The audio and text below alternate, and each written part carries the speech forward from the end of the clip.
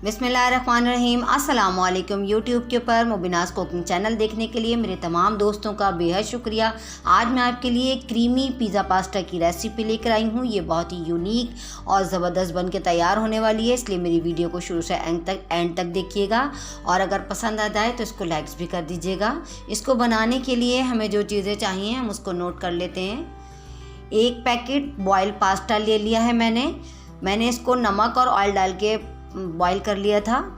और 1 कप मैंने गाजर ली है, 1 कप शिमला मिर्च ली है जो मैंने लंबाई में काट ली है, 1 कप मैंने टमाटर लिए हैं, इनके बीज निकाल दिए हैं मैंने, 1 कप मैंने प्याज ली है और 1 गिलास मैंने दूध लिया है। 1 टीस्पून काली मिर्चें, 1 टीस्पून कुटी लाल मिर्च, 1 टेबलस्पून मक्खन, 1 टेबलस्पून घी, 1 टेबलस्पून नमक, 1 टीस्पून ऑरिगानो, 2 टेबलस्पून मैदा और 1 टेबलस्पून लहसुन अदरक का पेस्ट और 1 टीस्पून थाइम। और मैंने इसके अंदर इसको यमी बनाने के लिए, इसको पिज़्ज़ा बनाने के लिए पिज़्ज़ा सॉस और टमाटो केचप का इस्तेमाल किया है। आइए इसको बनाना स्टार्ट करते हैं।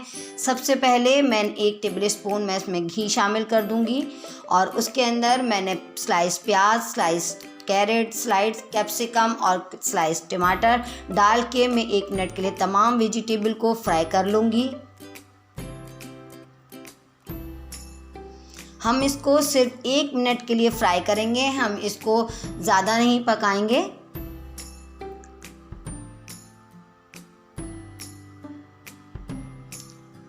इसके अंदर मैं हाफ़ टी स्पून नमक और हाफ़ टी स्पून काली मिर्चें शामिल कर दूंगी और उसको अच्छी तरीके से वेजिटेबल के साथ मिक्स कर लूँगी ताकि इसमें अच्छा सा टेस्ट आ जाए।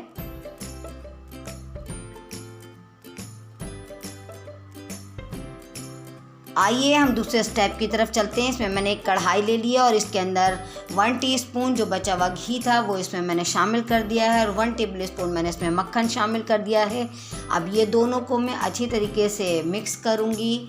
जब ये गर्म हो जाएगा तो इसके अंदर मैं लहसुन अदरक का पेस्ट 1 टेबलस्पून मैंने इसमें शामिल कर दिया है। ये बिल्कुल यूनिक बनने वाली रेसिपी है, इसको ज़रूर ट्राई करिएगा।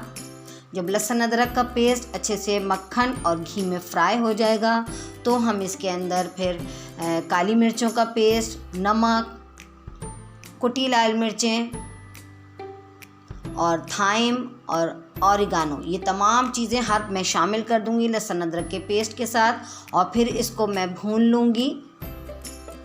हम इसको बस 1 से 2 मिनट के लिए भूनेंगे।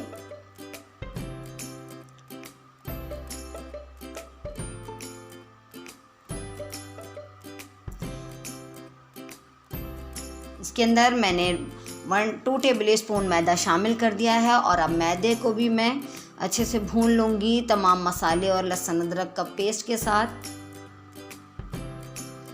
जब ये मसाले और मैदा अच्छे से भून जाएगा तो इसके अंदर मैं थोड़ा थोड़ा करके दूध शामिल करूँगी। आपने वाइट सॉस पास्ता तो बनाया होगा, ये मैं रेड सॉस पास्ता बना रही हूँ और ये मैं पिज़्ज़ा के अंदर यूज़ करने वाली हूँ। मैं जो पिज़्ज़ा पास्ता बना रही हूँ वो मैं विदाउट चीज़ बना रही हूँ।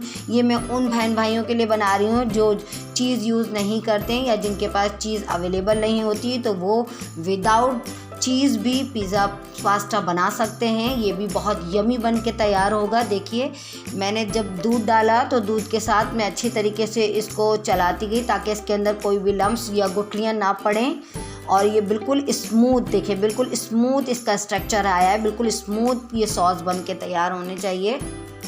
हम इसके अंदर मुसलसल चमचा चलाते रहेंगे।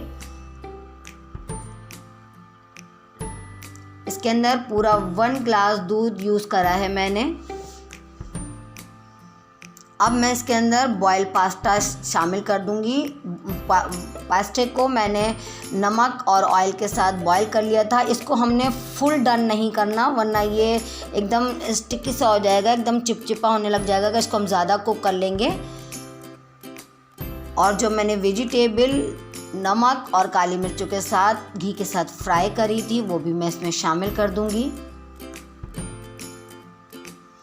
अब वेजिटेबल को और पास्ता को मैं अच्छी तरीके से सॉस के साथ मिक्स कर लूँगी।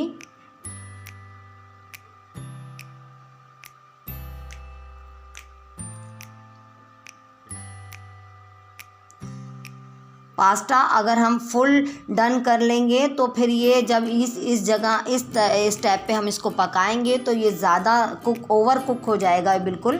इसलिए इसको हमें इतना पकाना है कि इसके अंदर थोड़ी सी एक कसर बाकी रहे, और फिर हम इसको ठंडे पानी से ड्रेन करके और ऑयल लगा के एक तरफ रख लेंगे। फिर हम इसके अंदर शामिल करेंगे। अब जो एक कसर थी वो इसमें कुक हो जाएगी। अगर मैं इसको फुल डन कर लेती तो ये बिल्कुल चिपचापा सा हो जाता। अब मैं इसको कवर करके 1 से 2 मिनट के लिए पकाऊंगी।